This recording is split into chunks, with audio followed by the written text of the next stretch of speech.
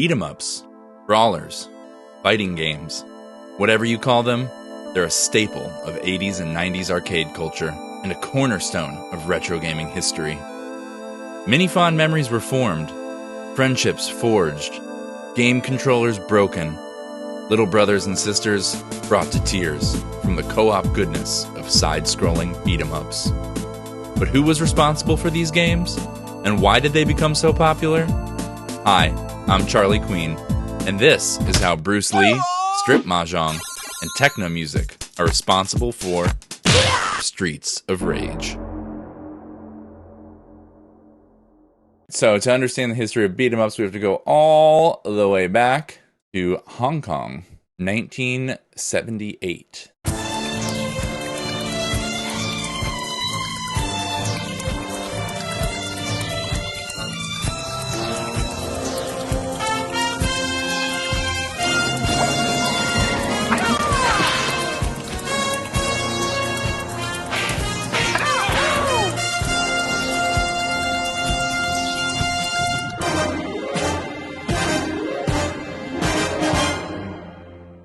So what you just saw was the trailer for Bruce Lee's film Game of Death. Game of Death was Bruce Lee's final movie, and it was a movie that he was producing all on his own. He was set to direct, produce, and star in the movie. He even started filming many of the scenes for the movie's climax, but was unable to finish the film. After he began filming, he filmed I think 120 minutes of footage or something like that.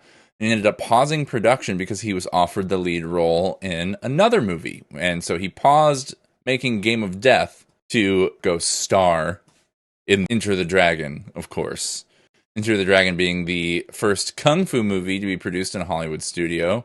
Warner Bros. Decided to break into the kung fu film market. It was an absolutely massive hit. It was the most successful action spy movie film that was not part of the James Bond series at the time. Even though it was made on a relatively small budget, less than $1 million, it blew up. It was super huge. It's still considered one of Bruce Lee's best movies to date. When he returned to Hong Kong to finish Game of Death, his sudden and unexpected death, real death in real life, in 1973, prevented him from finishing the film, obviously. Game of Death was later finished by the Enter the Dragon director, a guy named Robert Klaus, using 3 different stand-in actors to fill in Bruce Lee's roles. So the film's plot had to be altered significantly to allow the new production team to finish. Many of the scenes that involved Bruce Lee's character, Billy Lowe, were changed to involve him wearing disguises that feature large fake beards and huge sunglasses, so they could hide the fact that the stand-in actors looked nothing like Bruce Lee.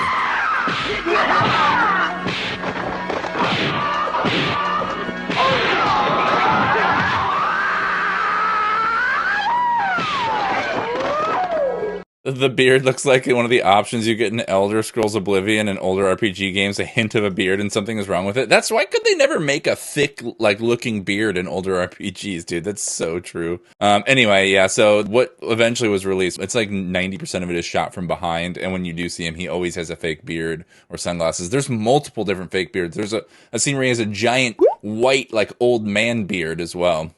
So only about 12 minutes of original footage featuring Bruce Lee made it into the final movie that became Game of Death. The following that I'm about to show you is a really legendary fight scene featuring Bruce Lee and his good real-life friend, NBA star Kareem Abdul-Jabbar. This is kind of a long fight scene, but it's really good.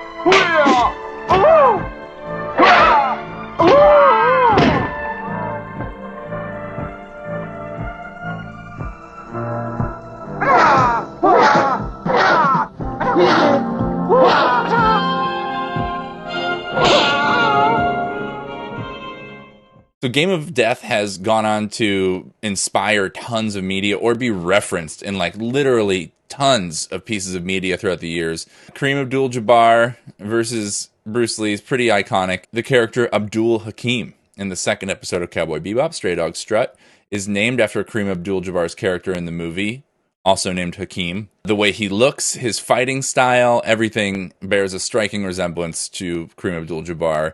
The tracksuit, though, has made appearances in all kinds of things. Shaolin Soccer, Revenge of the Nerds, a Gorillaz music video, a Sugar Ray music video, an Iggy Azalea music video, a Yu-Gi-Oh! Manga, Sonic X, the TV show, The Grim Adventures of Billy and Mandy, Teenage Mutant Ninja Turtles cartoon, The Boondocks, Castlevania Dawn of Sorrows, Grand Theft Auto Liberty City Stories, Persona 4, Street Fighter 4, The Last of Us, Super Smash Bros. Ultimate, and literally like dozens more. The list just goes on and on and on. But one of my favorite references to the yellow and black tracksuit, which probably a lot of you are thinking of, is Quentin Tarantino's Kill Bill. A lot of Kill Bill in general is a reference to Game of Death, but especially the tracksuit and the yellow and black color scheme. The plot of the movie Game of Death follows Bruce Lee's character, Billy Lowe, as he fights his way up a pagoda tower filled with floor after floor of increasingly powerful martial artists. This format is what film scholars would come to call arcade films, where characters progress through progressively harder levels like an arcade game. That fighting up a tower formula of story has become like a huge trope in media. I'm sure you could think of other things that it's in. This is actually Bruce Lee's original like sketch and notes for the movie. So the first floor was a group of stuntmen. The second floor was Huang Yan Chik.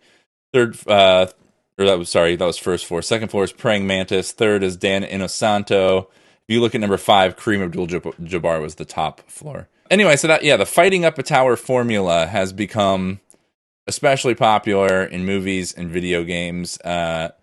A really good example of that is Dredd, which, if you haven't seen Dredd from 2012, written by Alex Garland, one of my favorite directors and writers, it is just a fucking killer action movie. It follows the Game of Death, working your way up a tower of more and more powerful enemies. It's just really good. Great portrayal of Dr. Dredd as well. So there's another popular television show you guys might recognize that also used the fighting up a tower format. I need you! I can't handle this myself! Hold on, buddy! No! Candies! She will never reach you. She must first pass through the 4 floors of fear. SpongeBob? Ha! Ha ha ha! You cannot pass unless you defeat me, the Tickler, and my Iron Finger style! Ha ha! Ha ha! Look! Huh? Prepare for the tickling of your life! Taste these! Oh, no! Jelly-filled donuts? How did you know they were my weakness? No one can resist jelly filled!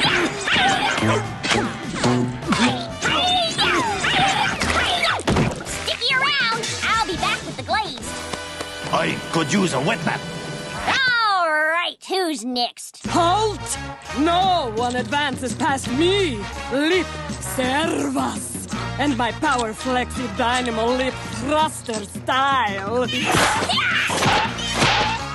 Dance, Squirrel, dance! Advanced hairdryer style! What do you expect to do with that? Oh, no!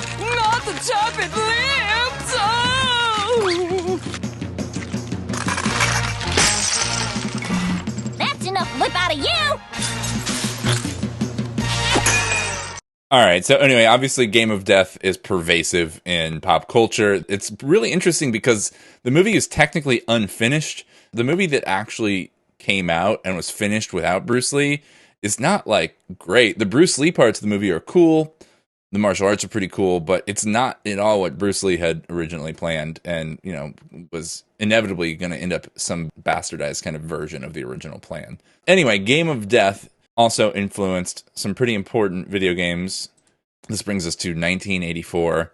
An arcade game called Kung Fu Master, also called Spartan X in Japan, came out. A beat-em-up game from game director Takashi Nishiyama, who is a very important person in the fighting game and beat-em-up world. The name Takashi Nishiyama is going to come back again. It was distributed by a company called Irem at that time. Nishiyama was inspired by Hong Kong kung fu movies, particularly Game of Death, which he used as a direct inspiration for the concept of the game Kung Fu Masters, which literally you fight up a tower. So the game follows Kung Fu Master Thomas as he fights his way up 5 levels of the Devil's Temple to rescue his girlfriend Sylvia from the crime boss, Mr. X. We played this game on stream the other night. It's incredibly fucking hard. I literally could not get past the first floor. I mean, it's an arcade game, so, you know, the whole point of it was to eat your quarters. But Kung Fu Master is widely considered the first beat-em-up game ever made. The main character, Thomas, was inspired by another kung fu movie legend who came a little bit after Bruce Lee. Meet international action superstar Jackie Chan with Sammo Hung, Yun Biao, and former Miss Spain, lovely Lola Forna. Wheels on Meals. So, I think that the movie was actually supposed to be called Meals on Wheels since they run a food truck, and that just makes way more fucking sense. But maybe, like, it was a bad translation from Chinese, because oftentimes, you know, word order is inverted in almost every other language except English. But the movie looks super good. We're actually going to watch a fight scene here for a minute because it's iconic and it's really badass. I have mentioned this a few times on my stream in the past week or two. I really want to do a watch along of this movie. Maybe we will do that next week. Honestly, it looks like a really good movie for being shot in like the mid 80s, like, and being low budget. The cinematography looks beautiful. The lighting looks beautiful. Whatever film stock they use, it looks like it's 35 millimeter because it's very high quality. It doesn't look like 16 mil to me.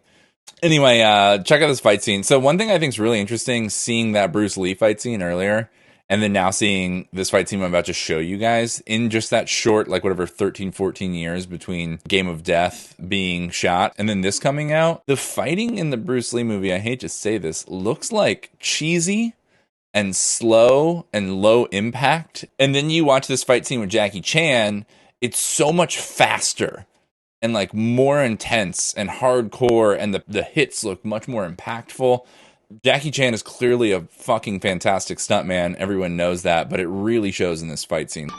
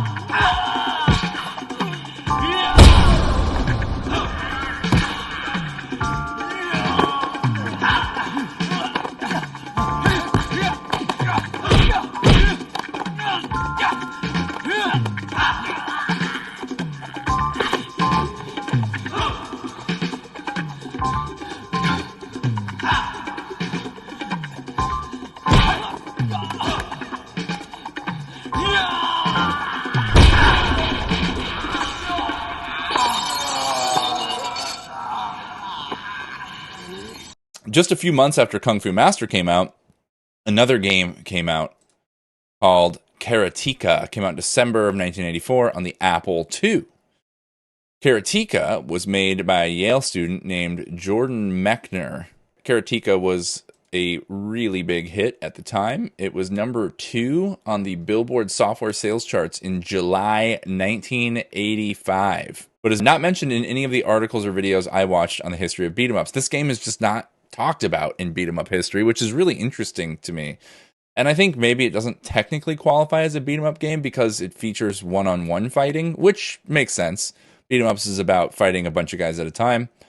It may also not be lumped in because it wasn't an arcade game or a console game originally. It was a computer game. It did eventually get ported to some consoles, but it came out like a couple, maybe 1 or 2 months after Kung Fu Master did.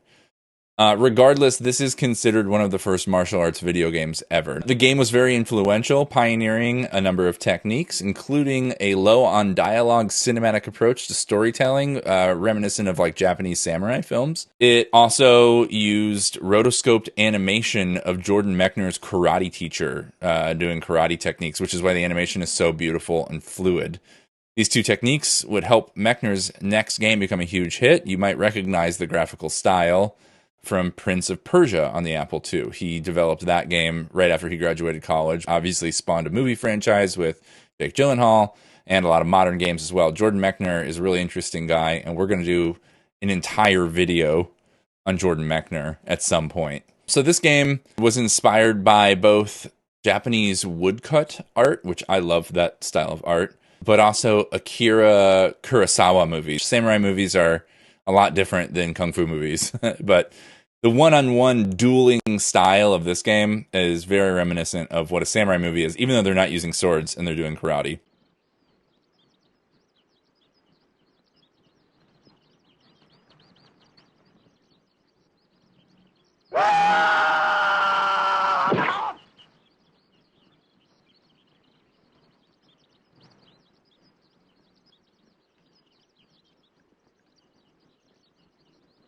All right, so moving forward through beat-em-up history, kind of the next important game we're going to talk about is called, and forgive my pronunciation if you speak Japanese, Nekketsu Kōha Kunio-kun, loosely translated as Hot-Blooded Tough Guy Kunio. Kunio is the main character. It came out 2 years after Karateka and Kung Fu Master in 1986. Kunio-kun introduced a lot of mechanics that would become standard in beat-em-up games that hadn't existed in the genre up until this point. One of the big ones is that the characters move vertically as well as horizontally. So the game designer, this guy, Yoshihisa Kishimoto based the game on his high school days when he constantly got in fights. He's a badass, obviously, by the picture, and the main character, Kunio, is pretty obviously based on him in a lot of ways, as you can see. Popped collar, white shirt, tough guy. And you can see also behind Kishimoto, you can see a poster on the wall of Bruce Lee with nunchucks. That is, in fact, an Enter the Dragon poster. One of his biggest inspirations for Nekketsu Kōha Kunio-kun was Enter the Dragon. It influenced the Japanese version of this game greatly. He wanted the game to emulate the knockdown, drag-out fights of Enter the Dragon.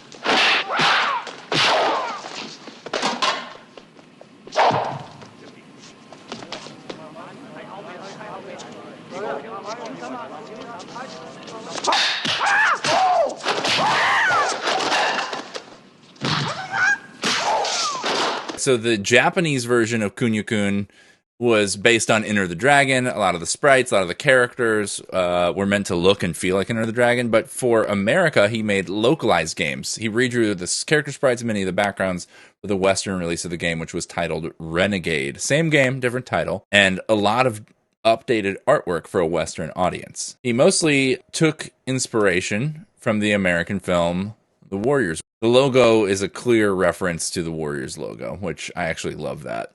I feel like all beat 'em up games are inspired by the Warriors. Like, the idea that criminals are dressing in these colorful costumes and have a weird gimmick is very, very, like, prevalent in almost every beat 'em up game.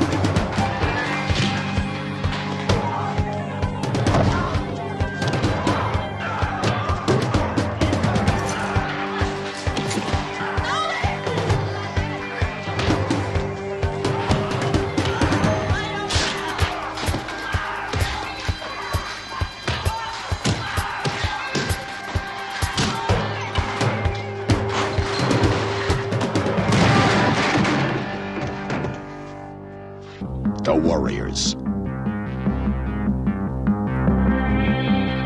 So now looking at Renegade gameplay, you can see how inspired this game was by the Warriors. They completely changed the train station around. It's very clearly like the train station scene from the Warriors. The main character has like the brown vest on. I love that they did this for American audiences. Super cool that he was so inspired by that movie. If you're not familiar with Renegade, Renegade spawned a trilogy of other games that all became very popular, and every single one had its own localized American version. The second game being Super Dodgeball, and the third was River City Ransom. Both were games that I played on NES a ton when I was a kid. They were both really popular amongst my brother, my friends.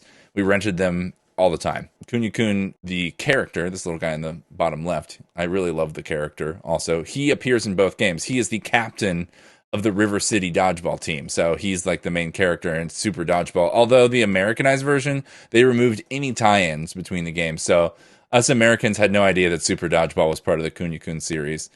And in River City Ransom, he's the main character in that as well. The same game maker, Kishimoto, he built on the innovations he created with Renegade and River City Ransom in his next game, Double Dragon, which came out in arcades worldwide a year later in 1987. So Double Dragon was one of the first successful beat-em-up games, becoming Japan's highest grossing arcade table of 1987 and the highest grossing arcade game in the United States for 2 years in a row, 1988 and 1989. The NES port of the game won Game of the Year from EGM in 1988. So Double Dragon was a huge deal. I know as a little kid, I thought Double Dragon was just about the most badass thing I could possibly imagine. The game introduced a more cinematic experience with cutscenes and main characters and dark apocalyptic art style. The art style of Double Dragon was specifically inspired by two pieces of popular media.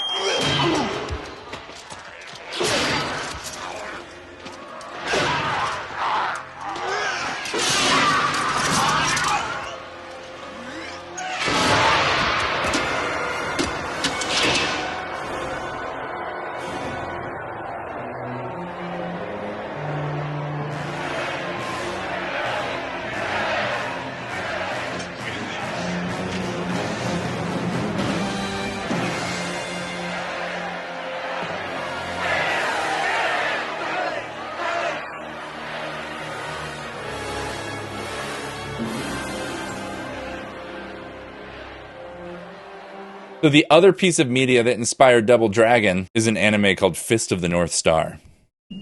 よーし、俺様が相手だ。俺はこいつらとは違うぜ。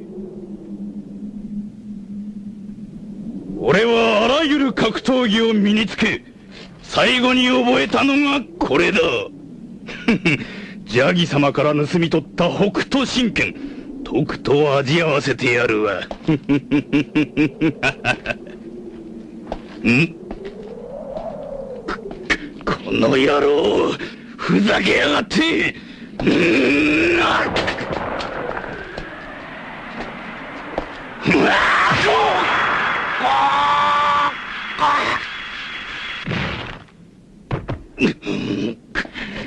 この野郎。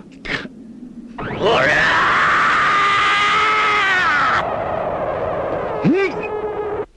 どうした？やってみせろ。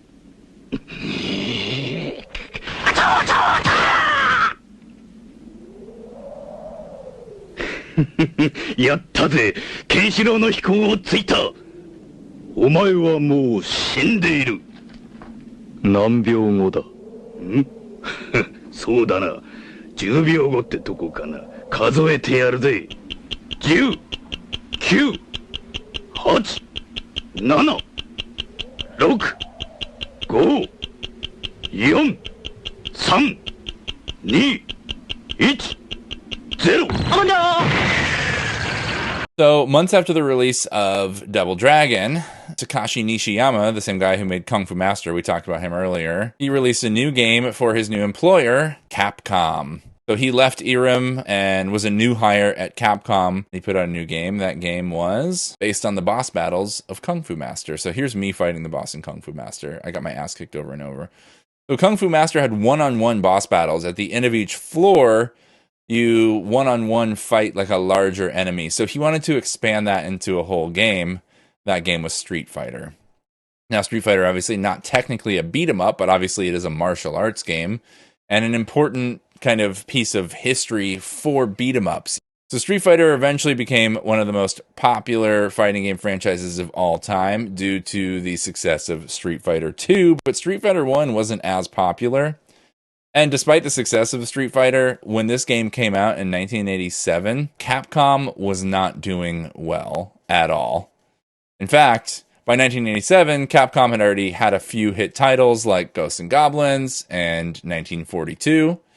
But despite that, Capcom was on very hard times. The company only had 3 game designers at the time, none of which had come out with a hit game for a number of years. The company was in danger of going into bankruptcy when the designer of 1942, Yoshiki Akimoto, had an idea that could help the company. That idea? Porn, of course. Akimoto secretly put together a small team, including a young artist who was new at Capcom named Akiman, also known as Akira Yasuda. Akiman is like one of the most famous Capcom artists of all time, really famous Street Fighter artist. So the idea that these two came up with was to develop a Strip Mahjong arcade game. The game was called Mahjong Gakuen, or Mahjong Academy. Mahjong Academy! So Strip Mahjong was already really popular in arcades in Japan at this point, but many of the Strip Mahjong games that were put out were very poorly made, had little depth, the AI was easy, and the nudity was very mild. So their idea was, by contrast, to make Mahjong Gakuen have really great gameplay, challenging AI, great artwork, and then they had one other trick up their sleeve to make the game popular. They included a grope button. So for informational purposes, I censored a few of the nude cutscenes from the game so you can see some examples. NSFW warning here for the next 3 slides. They are fully censored, but still, if you're like at work watching this on YouTube or in public, maybe jump to the next timestamp. But I'm going to show you what some of the cutscenes look like, although censored. So here you can see the disembodied male hands that represent the player groping one of the girls. This was performed by mashing the H button. And the faster you mash H, the more you grope her boobies.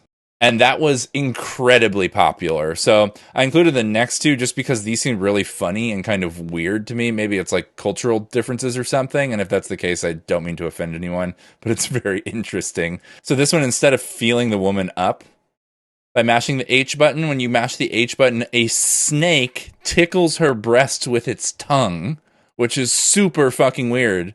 And she like moans. She likes it. It's very fucking strange. Then this one, you get to drip water from a syringe onto a girl's white underwear until they become see-through. But, like, why a fucking syringe? And why, like, it's just super strange. So the women in the game were modeled after the women in the Capcom office. They posed in bikinis as reference for the artwork used in the game. They also voiced all of the female characters. The main male character in the game was actually voiced by the artist Akiman. So they all use their real voices in the game, which is funny. The game was even released under a fake game company called Yuga to obscure Capcom's involvement. They didn't want to be connected to it. Why a syringe? It's slow. I think that's the point, dude. I think it's the tantalization of it all. You know what I mean? So anyway, it sold extremely well. It outsold Ghouls and Ghosts that year, mostly due to the nudity being a lot more explicit than other strip mahjong machines on the market, and also due to the inclusion of the grope button. It was like really popular. Yoshiki and other Capcom higher-ups actually credit Mahjong Gakuen with saving Capcom from going out of business. If it weren't for one filthy Mahjong game, we literally would have never gotten Resident Evil, Mega Man X, Monster Hunter, Devil May Cry, Street Fighter 2, and the list goes on and on. So this little aside, by the way, most of my information about Mahjong Gakuen came from an article on a blog called Sundoku Diving by Baxter Burchell. The blog covers all kinds of Japanese media, video games, movies, manga. Baxter's a really good writer and a great translator. It's a great place to find out about Japanese gems that would otherwise be obscure to American audiences. Like, it's like my favorite blog now. Every single article is incredibly interesting. It's full of really cool articles. I could pretty much deep dive this website all day. Highly recommend it. His History of Strip Mahjong article covers a lot more than just Mahjong Gakuen. It covers like the entire history of Strip Mahjong, and it's super fascinating. A lot of famous game designers were part of the Strip Mahjong scene at one time or another. But anyway, thanks to Baxter for letting me use their article from their blog as a source for the video. Anyway, check out Sundoku Diving if you guys want a cool blog to check out. Much of the development team that worked on Mahjong Gakuen went on to make Capcom's most popular beat-em-up.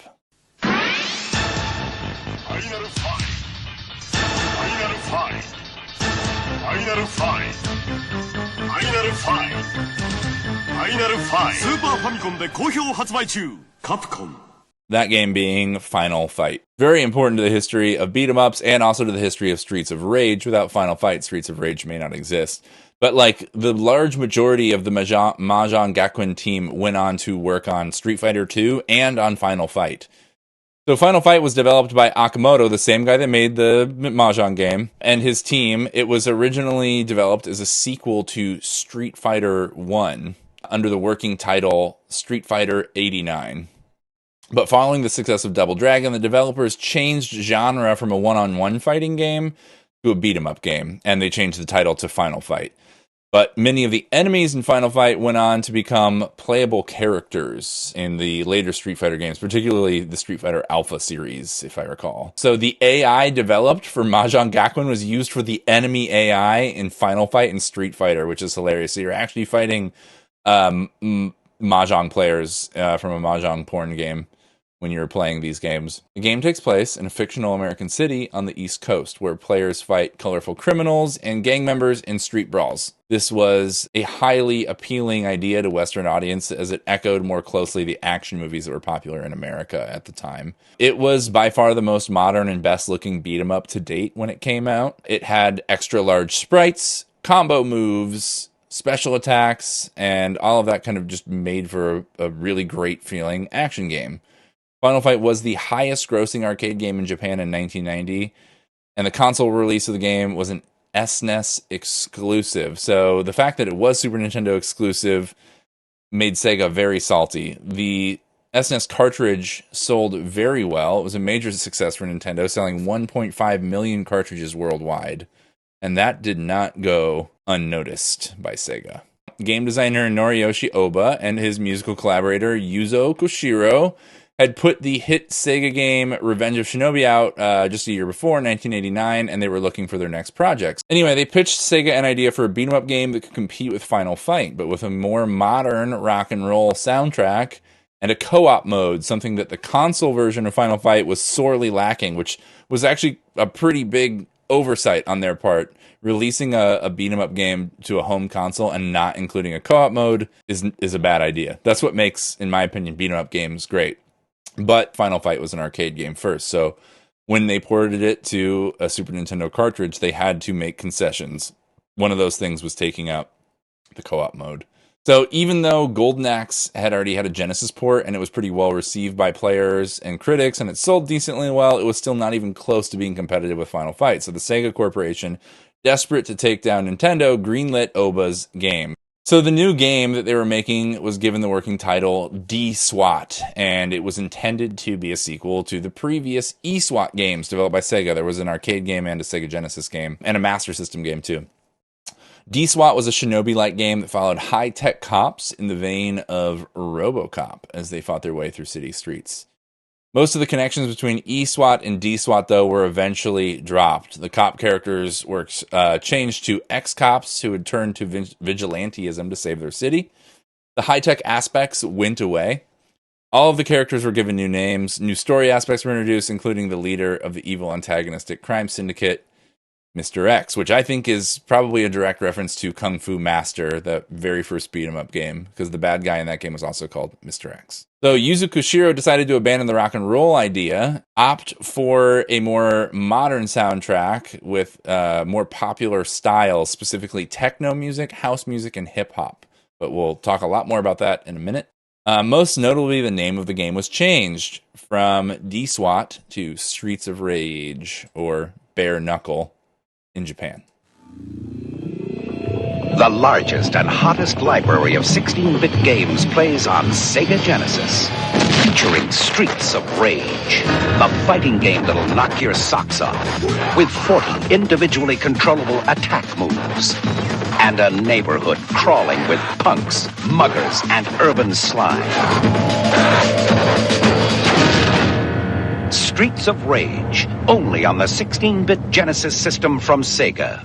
The Streets of Rage was what D-SWAT turned into. A few connections still remained from E-SWAT, the game it was originally supposed to be a sequel to, one of which was the special attack that players could summon. It was the cop car from E-SWAT. It would come in on screen, shoot a grenade launcher, and it would give like a screen-clearing explosion. Other than this Easter egg, the final game has little to no connection to E-SWAT. The only other big connection I've noticed is a boss character in Streets of Rage called Bongo, a fat guy in suspenders who breathes fire. He is the first bad guy you have to arrest in Cyber Police E-SWAT, the arcade game.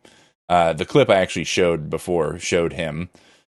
He makes a resurgence in Streets of Rage named Bongo, and he comes back in Streets of Rage 2 as an enemy called Big Ben. So Streets of Rage was highly inspired by two pieces of American action television media, just like everything else here. Next on Starsky and Hutch. There are 50 sticks of dynamite locked in the trunk. Why? This is Paul Michael Glazer. A stolen car is loaded with explosives. You had them cold, but you blew it. That's it. Hot wire. I got the trunk.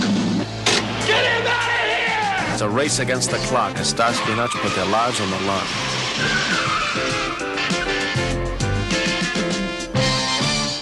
So Starsky and Hutch was one of the big influences on Streets of Rage, and the other was the A-Team.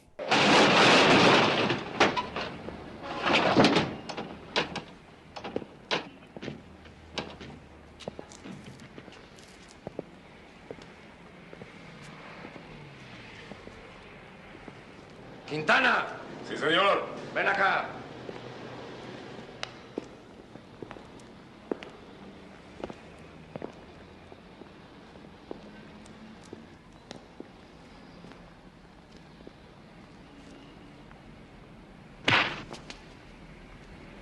You wanna?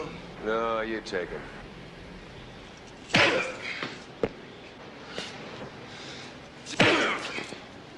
Is this part of the plan? I didn't think so.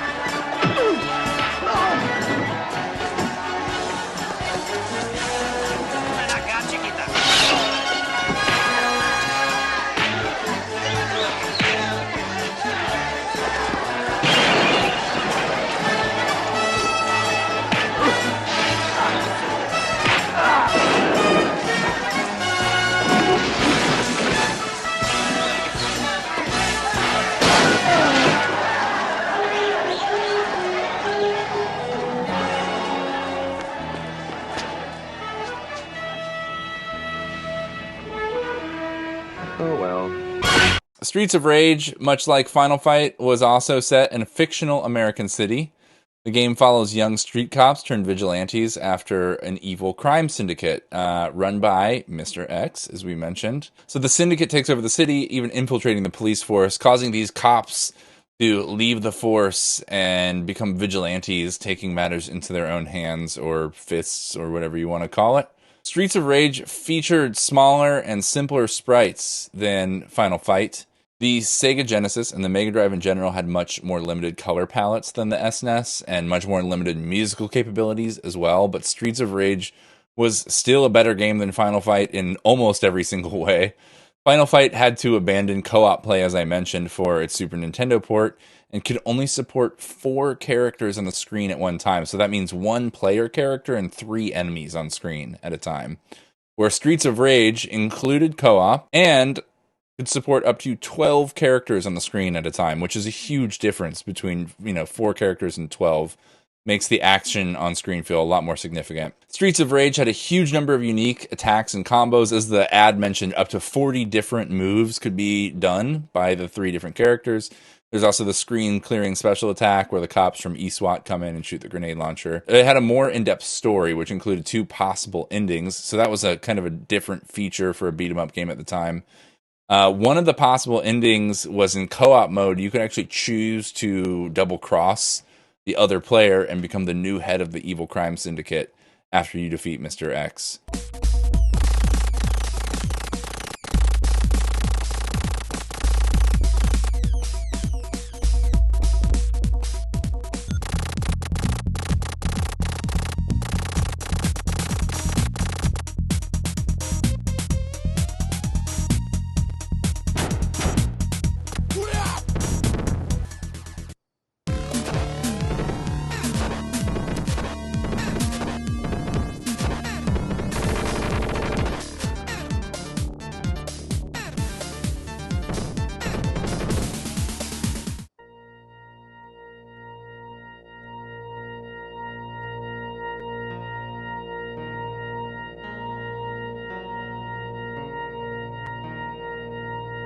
So the aesthetic, the art design, and music truly set the game apart, giving it a super cool mood and feel that kind of paired perfectly with the street brawling action and really set it apart from Final Fight. Critics absolutely loved Streets of Rage when it came out. One Electronic Gaming Monthly critic even called it the best fighting game of all time. The game topped the UK Mega Drive charts upon release and went on to be one of the best-selling Sega games. Streets of Rage 2 came out just a year later, beating Final Fight 2 to market and improving on Streets of Rage 1 in almost every single way. The game was a massive hit. It is widely considered the best game in the Streets of Rage franchise, and maybe one of the best beat-em-up games of all time. It immediately rose to the top of the sales charts and was once again hailed by critics as one of the best fighting games of the year. So Sega's attitude-driven marketing, which was their, kind of go-to in that era, helped drive sales of Streets of Rage 2 through the roof with multiple edgy television commercials. Young Bobby Engels has a problem. He needs to earn the respect of his peers. So he gets the special Sega Genesis fighting system. It comes with Streets of Rage 2. He saves $40. He gets more moves. He gets more control. Now things are pretty much okay. I said chocolate chip. Say it. Say it. All right, so that was their first Streets of Rage 2 ad. Here's the second one. Also very edgy. Where do we start? How about his knee? That's his face. If that's his face, what's this?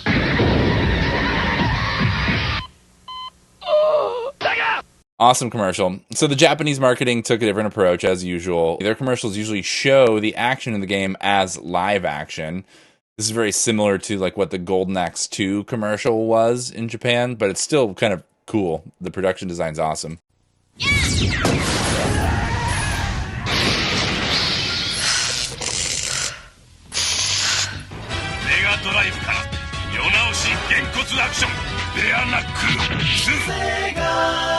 Streets of Rage 2 added 3 new playable characters, though Adam from Streets of Rage 1 was no longer playable for story reasons. The new characters were much more unique than the previous playable characters, giving players more opportunities to try different playstyles. Max, the wrestler, was slow but powerful, while Skate was weak but very fast. Every enemy in Streets of Rage 2 now had a name and an individual health bar, which is actually something Final Fight 1 had. The variety in the levels, the enemies, the bosses was increased, creating just a lot more replayability. The legendary co-op mode from the first game was back, with even more cooperative attacks, which is a lot of the fun. Lauren and I played this together on stream the other night, and it was a blast. And a lot more synergies between characters that you could exploit. All of the action, animation, and design in the game was kicked up a notch, partly due to new additions in the development team. Yuzo Koshiro's company, the composer, he had a company called Ancient, and they co-developed Streets of Rage 2 with the original team from Streets of Rage 1.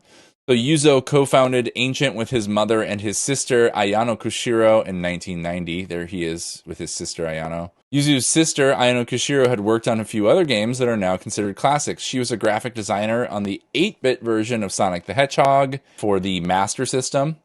And she was the lead designer on ActRaiser for Super Nintendo, which I love that game. If you're not familiar with ActRaiser, you play God. It's a very interesting concept. It's a city builder where you are the god of a small town. You're like building the city almost like RTS style, kind of mixed with SimCity. And then sometimes like a monster will move in, and you have to summon an avatar of your god and do a side-scrolling platformer dungeon as the avatar of the god to clear the monsters out. And then you go back into city building mode. It's a really fun game. So Yuzo Koshiro's sister was the lead designer for ActRaiser. Great game. And she was the lead graphic designer for Streets of Rage 2. She was also one of the design planners, which was their word for a game director back then.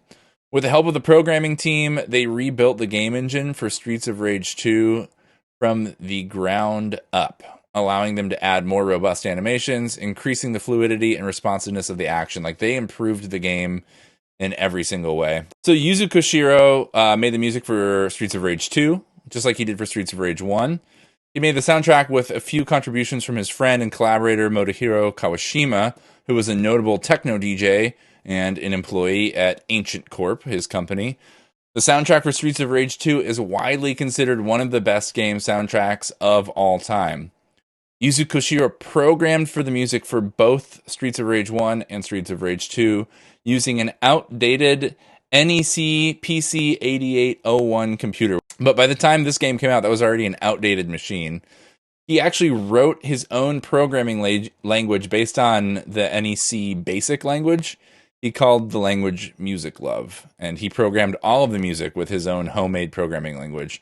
Part of what makes Yuzo a very famous and genius video game music producer is he's not just a genius composer, songwriter, someone who has an understanding of multiple styles. He's also a genius computer programmer and software engineer. The guy is incredibly smart and prolific, and all of his music is great. The OST for Streets of Rage 1 and 2 both took advantage of Sega's YM2612 sound chip. which was a simplified version of the sound chip in the popular Yamaha DX7 synthesizer, which was used in pretty much every single popular song of the 1980s. It was the most ubiquitous instrument of pop music in the 1980s. The YM2612 could also use one of its 6 operators to sample audio tracks, which Koshiro used to sample the iconic kick drum sound from the Roland TR-808 drum machine, among with other Roland synthesizers that he had sampled too, but the Roland 808 kick drum is such an iconic kick drum sound, especially in techno, house, EDM. The ability to recreate the sounds on a Sega Genesis or Mega Drive allowed Koshiro to create a video game soundtrack that accurately recreated the same sounds as popular music that you could hear in a club or on the radio. At the time, there was really no video game music that sounded like actual music, like real music on the radio. So the fact that he realized he could recreate certain genres that were on the radio with sounds that the Sega Genesis could make was actually genius. Now, in addition to recreating these iconic sounds from the 80s on the Genesis and Mega Drive, Koshiro also wrote music directly inspired by club hits of the time, recognizable themes, chord progressions, and melodies. And I have some fun examples of that here. Sadness Part 1 by Enigma.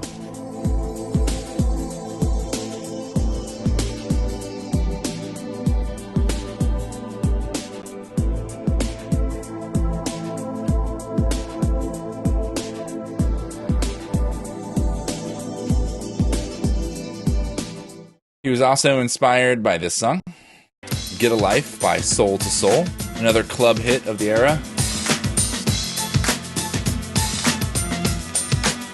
This thing called life. Now what's the meaning of the line? Tell me. Well, it's like dreaming of your goals, ambitions. I'm feeling free. I'm on this mission to achieve. All right, so I put it all together for you now so you can actually see it all together and see exactly how he incorporated these things into Streets of Rage. So this is the Enigma song right here.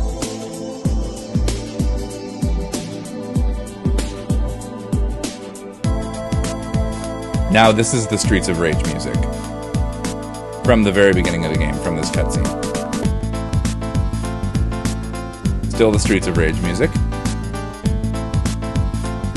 And then now it's going to go into Soul to Soul. Now what's the meaning of the line? Tell me. Well, it's like he's almost making direct musical references to both songs. And it's really cool to hear it. And those aren't the only two. He made references to pretty much every popular club song of the era in all of the other music throughout the game. I just threw this specific one in as one to look at. But yeah, there's actually a great article, which I put in my sources section in the end. The article covers every single song that he referenced and shows the original. So Streets of Rage 3 came out a few years later in 1994. The game includes several changes over Streets of Rage and Streets of Rage 2, such as a lot more complex plot, an inclusion of character dialogue, longer levels, more in-depth scenarios, and faster gameplay. Reviewers mostly liked the game, praising the new additions, but also citing them as not being enough to set them apart from the previous game. The difficulty in the US version of the game was significantly increased, for some reason not in the Japanese one. But that difficulty barrier, turned many young players off to the game as compared to Streets of Rage 1 and 2. It's often panned as being way too fucking hard. One of the main differences was the soundtrack, which has been extremely divisive among fans and critics. Still created by Yuzo Koshiro and Motohiro Kawashima, but this time Koshiro used a new process to create the soundtrack called Automated Composing System. The process produced fast beat techno like jungle, incorporating heavily randomized sequences. So he really liked that jungle sound and was doing some randomizing. That technique of music creation at the time was cutting edge, considered amongst the most advanced electronic music creation techniques of the time. These techniques would later become popular in trance music and jungle music, but, were relatively unused. So he was kind of a pioneer in that sense. Mean Machines magazine, which was a very popular electronic kind of gaming magazine at the time, Mean Machines magazine wrote that the soundtrack was, quote, terrible. In 2018, the editor of Fact, John Twells, wrote, when you're forced to hear snippets again and again during gameplay, the atonal shards of algorithmic experimentation can be grating. But listening to the soundtrack as a whole is a different experience altogether. Historical, challenging, innovative, and artistic. Whether it's art is subject to debate, but it's definitely techno.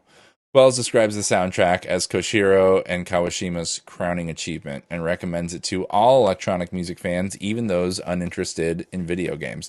So, like, what he did was completely groundbreaking, but it was also super unlistenable while playing a video game, which I find very interesting. Moving on, 16 years after Streets of Rage 3 in 2020, Streets of Rage 4 was released. Now, this game was licensed from Sega and developed by Dotemu, Lizard Cube, and Guard Crush Games, and published by Dotemu. It's the first Streets of Rage game to not be developed by Sega. The game's score was mostly created by a guy named Oliver Derivier, but it did feature additional compositions from Yuzo Koshiro and Motohiro Kawashima, among other composers. The game got generally favorable reviews and was nominated for Best Action Game in 2020, but ultimately lost to Hades, which I think makes sense.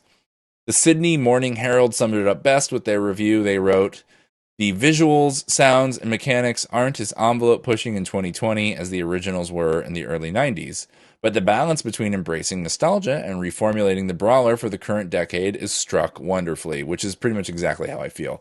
I think it hit the nostalgia feels just right. It added just enough to keep it interesting. And it's just a ton of fun to play co-op with friends on the Switch. It's really popular with fans of the Streets of Rage series, at least from what I've seen on the subreddit. It's a really good game. It's like a super solid entry into the Streets of Rage franchise. And some people think it's the best one to date. I highly recommend it. If it's on sale or you have a chance, play it with a friend in co-op. And it has 4-player co-op, which is really fun. So Yuzo Koshiro is a genius in general. He's a huge reason why Streets of Rage 2 is one of the best beat-em-up games ever made, in my opinion. Him, his sister, his company. His soundtracks for Streets of Rage became bestsellers in Japan during the early 1990s. In 1993, Electronic Games listed the first 2 Streets of Rage games as having some of the best video game music soundtracks they had ever heard, and that opinion still is held by many, many critics to this day. They described Yuzo Koshiro as just about universally acknowledged as the most gifted composer currently working in the video game field. Koshiro also created the opening and ending jingles recently for the YouTube channel Masahiro Sakurai on Creating Games, which we've talked about on here before. If you don't know, Masahiro Sakurai is the creator of Kirby and Super Smash Bros. He has a YouTube channel where he talks about game dev, and it's super fun. It's super like bite-sized. The videos are short. They're beautifully produced, and he's like a really interesting, kind of strange guy. I really like it. And all the music is awesome. It all has like a Nintendo Wii theme. Like it gives that like GameCube menu or Wii menu vibe to his entire channel. And it's fucking great. And him and Yuzo work together to make the theme song for it. So I love that. That's like his most recent modern contribution. So anyway, that is my entire presentation. It mostly boils down to this guy right here. I think that this is one of the main reasons, just his influence on the game was huge. I also think it's really interesting to look at this history and see how media and like action movies and television have influenced games over time. So going through and watching all the movie clips for me was really like illuminating, but also playing through all the video game clips you saw are me playing those games. Playing through all those games in order and seeing how beat-em-ups have evolved over time was really, really eye-opening and super fun, and I felt like it gave me a really good grasp of the genre. I recommend trying out any of the games I've mentioned, and there's a lot more. I skipped over a lot of games in the history of beat-em-ups. From Streets of Rage 3 onward, beat-em-ups changed drastically after that. That's a whole nother video. They became 3D like most other games. Now you have Devil May Cry. Now you have Bayonetta. Beat 'em ups is a much broader category than it used to be. But yeah, that is the history of beat 'em ups. That's how Streets of Rage became the king of beat 'em up games. Thanks for joining me. If you like this video and you're watching it on YouTube, make sure you subscribe to the channel. We're going to be putting out more of these. And if you like what you see, come hang out with us on Twitch on Monday, Tuesday, Wednesday nights. The next couple weeks, when we do our music streams, I'm going to be making music inspired by Streets of Rage 1 and 2. We're going to be using patches pulled directly from the games on a DX7 synthesizer. We're going to be sampling 808 kick drums, and we're going to try and make our own trance, house, techno, EDM, 80s hip-hop in the vein of Streets of Rage. We don't want to rewrite the songs. We just want to write songs inspired by them, songs that could fit into a Streets of Rage game. I'm really excited to experiment with that, so if you have a chance, tune into my stream. I usually do music on Tuesdays, but it varies. Our next deep dive, I've already decided what it's going to be. We are doing a deep dive on Earthworm Jim, because we're doing Sega Genesis stuff in specific right now, Sega Genesis and Mega Drive. So next we're doing a deep dive on Earthworm Jim, and more specifically the creator of Earthworm Jim, Doug TenNaple and Earthworm Jim. It's a very interesting subject. Doug TenNaple is a very divisive, very conservative figure, which is somewhat surprising to people, I think, when they learn that, especially knowing how creative and awesome Earthworm Jim is. It's a game that was one of my favorites growing up. The music is legendary, made by another very controversial guy, Tommy Tallarico. We're going to talk about Tommy Tallarico a lot in that deep dive. That'll probably be a month or so down the road. Now, with that said, let's talk about the sources for this video, of which there are many, and I probably missed some. But I obviously used Wikipedia articles from a lot of different games, a lot of Electronic Gaming Monthly, a YouTube channel called Patman QC Video Game Documentaries. Patman is awesome. He puts out tons of retro video game documentaries. Can't recommend that channel enough. There's a YouTube channel called Game Score Fanfare, which is where I got a lot of the music stuff from. And that's one of my favorite channels. It's like very little known. I highly recommend watching their stuff if you like retro games. If you're interested in music, their stuff is very well produced. There's an article on Superpod Network's website written by Jameson. It just says by Jameson. Musical inspirations of Streets of Rage.